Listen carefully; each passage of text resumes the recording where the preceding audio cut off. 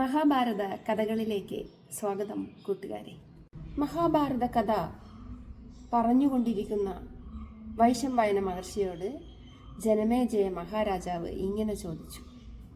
അമരാവതിയിൽ നിന്നും അസ്ത്രാഭ്യാസമൊക്കെ കഴിഞ്ഞ് മടങ്ങിയെത്തിയ അർജുനനും പാണ്ഡവരും പിന്നീട് എന്താണ് ചെയ്തത്? അപ്പോൾ വൈശമ്പായന മഹർഷി ജനമേജയ മഹാരാജാവിനോട് ഇങ്ങനെ പറഞ്ഞു. ഗന്ധമാദന പർവ്വതത്തിൽ പാണ്ഡവർ 4 വർഷം വരെ താമസിച്ചു. അങ്ങനെ വനവാസത്തിന്റെ 10 വർഷം അവിടെ അവസാനിച്ചു. തുടർന്ന് 10 വർഷം പൂർത്തിയായ അന്നു മുതൽ യുധിഷ്ഠിരൻ കുബേരനോടൊക്കെ യാത്ര പറഞ്ഞ് അവിടെ നിന്നും മടങ്ങുകയാണ്. ലോമേശ മഹർഷി പാണ്ഡവരോട് യാത്ര പറഞ്ഞ ശേഷം ദേവലോകത്തേക്ക് തിരിച്ചു പോവുകയും ചെയ്തു. കൂടെ വന്നവരും ഓരോരുത്തരായി തിരിച്ചു പോകാൻ തുടങ്ങി. വഴിയിൽ തടസ്സങ്ങളും ഭീകര സംഭവങ്ങളും ഒക്കെ നടക്കുമ്പോൾ ഘടോത്കചനും കൂട്ടുകാരും വന്ന് പാണ്ഡവരെ സഹായിക്കും. അങ്ങനെ അവർ മടക്കയാത്ര തുടങ്ങി. ജലാശയ തീരങ്ങളിലും പർവ്വത ഗുഹകളിലും തങ്ങിക്കൊണ്ട് തപോവനങ്ങൾ ദർശിച്ചുകൊണ്ട് പാണ്ഡവർ യാത്ര തുടർന്നു. ഒടുവിൽ വൃഷപർവാവിന്റെ ആശ്രമത്തിലാണ് അവർ എത്തിച്ചേർന്നത്. വൃഷപർവാവ് പാണ്ഡവരെ എതിരേറ്റ് സ്വീകരിക്കുകയും അടുത്ത ദിവസം അവർ വിശാല നഗരിയിലേക്ക് പോവുകയും ചെയ്തു. അവിടെ ബദരികാശ്രമത്തിലെ നരനാരായണ ആശ്രമത്തിൽ അവർ 1 മാസം താമസിച്ചു. പിന്നീട് അവർ കിരാത രാജാവായ സുബാഹുവിന്റെ രാജ്യത്തിലേക്ക് പോയി. ചീനം, തുഷാരം, ധരതം, കുലിന്തം എന്നീ ദേശങ്ങൾ കടന്നു. ഹിമാലയത്തിലെ ദുർഗമ പ്രദേശങ്ങളിലൂടെ അവർ സുബാഹുവിന്റെ നഗരത്തിൽ എത്തിച്ചേർന്നു. 10,000 മതയാനകളുടെ കരുത്തുണ്ടായിരുന്ന ഭീമന് സർപ്പത്തെ ഒന്നും ചെയ്യാൻ കഴിഞ്ഞില്ല. ഭീമൻ വരുന്ന വഴിയിൽ ഒരു ഗുഹയുടെ വാതിൽ സ്വന്തം ശരീരം കൊണ്ട് തന്നെ മറച്ചു കിടക്കുകയായിരുന്നു പാമ്പ്. തന്റെ ഭക്ഷണമായ ഭീമനെ അവൻ വരിഞ്ഞു മുറുക്കി. യുധിഷ്ഠിരൻ എന്തോ അപശകുനമുണ്ടെന്ന് മനസ്സിലാക്കുകയും ദ്രൗപദിയുടെ അടുത്തുനിന്നും ഭീമൻ എവിടെയുണ്ടെന്ന് മനസ്സിലാക്കുകയും അവിടേക്ക് പാഞ്ഞു വരികയും ചെയ്തതാണ്. സർപ്പത്തിനോട് യുധിഷ്ഠിരൻ പറഞ്ഞു, എൻ്റെ അനുജനെ വെറുതെ വിടൂ, അങ്ങ് എന്തിനാണ് അവനെ ഭക്ഷണമാക്കുന്നത്? അപ്പോൾ പാമ്പ് പറഞ്ഞു, ഇവൻ എൻ്റെ ആഹാരമാണ്. ഇവനെ ഞാൻ ചോദിക്കുന്ന ചോദ്യങ്ങൾക്ക് മറുപടി തരികയാണെങ്കിൽ വെറുതെ വിടാം, അല്ലെങ്കിൽ നീയും എൻ്റെ ആഹാരമാകും. യുധിഷ്ഠിരനോട് സർപ്പം ചോദ്യങ്ങൾ ചോദിക്കാൻ തുടങ്ങി. ശരിയായ ഉത്തരം പറയുകയാണെങ്കിൽ ഭീമനെ വിഴുങ്ങുകയില്ലെന്നും വാക്കുകൊടുത്തു. അങ്ങനെ ആദ്യത്തെ ചോദ്യം, അല്ലയോ മഹാരാജാവേ, യുധിഷ്ഠിര മഹാരാജാവേ, ആരാണ് ബ്രാഹ്മണൻ എന്ന് പറഞ്ഞു തന്നാലും. സർപ്പത്തിന്റെ ചോദ്യത്തിന് യുധിഷ്ഠിരൻ ഇങ്ങനെ മറുപടി പറഞ്ഞു. ബ്രാഹ്മണൻ എന്നാൽ, നാഗരാജാവേ, അങ്ങ് കേൾക്കൂ. സത്യം, ദയ, ക്ഷമ, സൗശീല്യം, ക്രൂരതയില്ലായ്മ, തപസ്, ദാനം, ഈ സദ്ഗുണങ്ങളുള്ളവൻ ബ്രാഹ്മണനാണ്.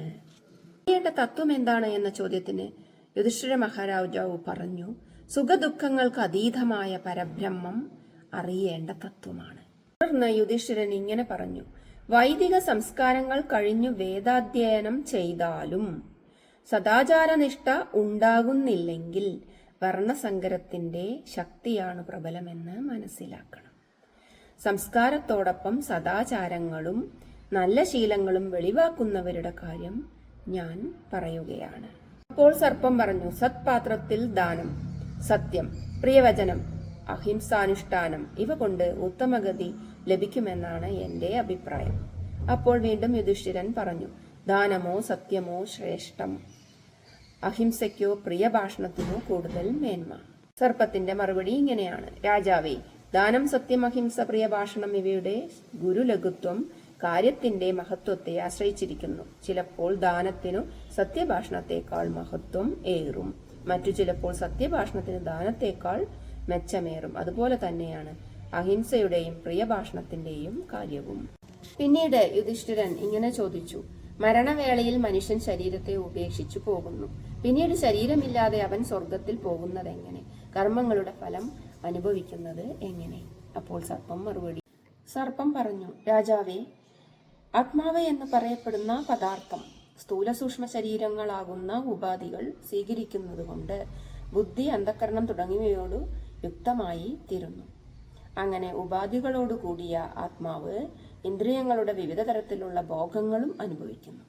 ജ്ഞാനേന്ദ്രിയങ്ങളും ബുദ്ധിയും മനസ്സും ഈ ശരീരത്തിലെ ഭോഗസാധനങ്ങളായ ഉപകരണങ്ങളാണ്.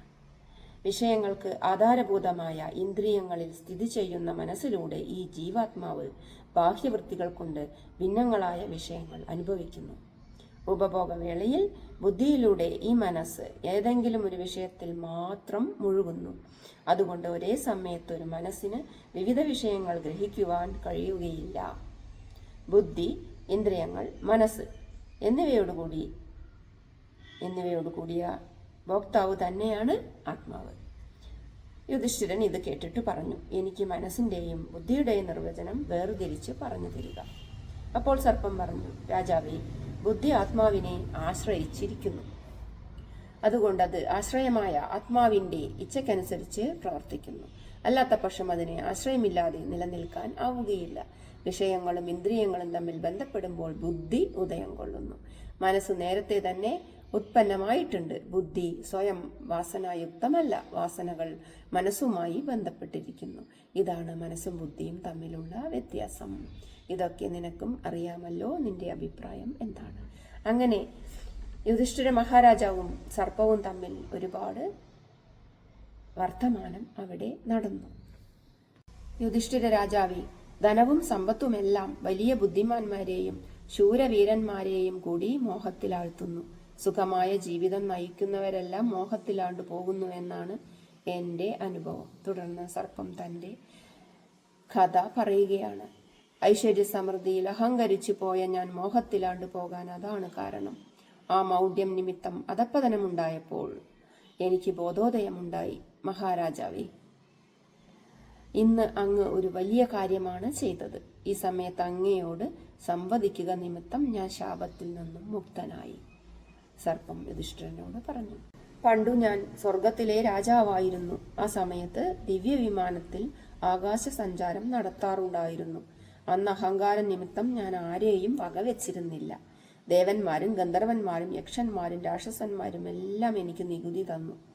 ആരുടെ നേർക്ക് നോക്കിയാലും അവരുടെ തേജസ് സ്വാംശീകരിക്കാനുള്ള ശക്തി എൻ്റെ കണ്ണുകൾക്ക് ഉണ്ടായിരുന്നു. 1000 ബ്രഹ്മർഷിമാരെ കൊണ്ട് എൻ്റെ പല്ലക്ക് ചുമപ്പിക്കുക എന്ന അന്യായം പോലും ഞാൻ ചെയ്തിരുന്നു. പല്ലക്ക് ചുമന്നുകൊണ്ട് നടന്ന അഗസ്ത്യമുനിയെ ഞാൻ കാൽ കൊണ്ട് തൊഴിച്ചു. അപ്പോൾ അദ്ദേഹം ക്രോധത്തോടെ പറഞ്ഞു, എടാ സർപ്പമേ, നീ താഴെ വീഴട്ടെ. ദേഷ്യം കൊണ്ട് മുനി ശപിച്ചു. ഇത്രയും പറഞ്ഞ മാത്രയിൽ എൻ്റെ രാജചിഹ്നങ്ങൾ എനിക്ക് നഷ്ടമായി. ഞാൻ ആ ദിവ്യവാഹനത്തിൽ നിന്ന് താഴെ വീണു. തലകീഴായി വീഴുന്നതിനിടയിൽ ഞാൻ മഹർഷിയോട് അപേക്ഷിച്ചു, ഭഗവൻ, ഞാൻ വിവേകമില്ലാതെ പെരുമാറിയത് തെറ്റായിപ്പോയി. ഈ ശാപത്തിൽ നിന്ന് എന്നെ മോചിപ്പിച്ച് എൻ്റെ അപരാധം ക്ഷമിക്കാൻ ദയവുണ്ടാകണം.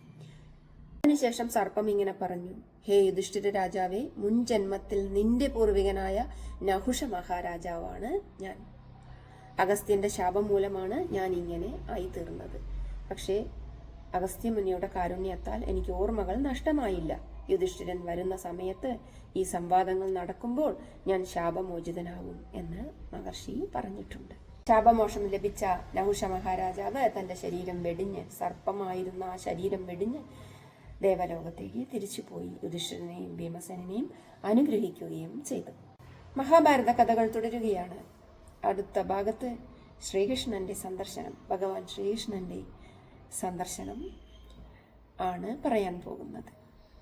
മഹാഭാരത കഥകൾ ഇഷ്ടപ്പെടുന്നുണ്ടെങ്കിൽ ചാനൽ ലൈക്ക് ചെയ്യൂ, ഷെയർ ചെയ്യൂ, കമൻറ്റ് ചെയ്യൂ.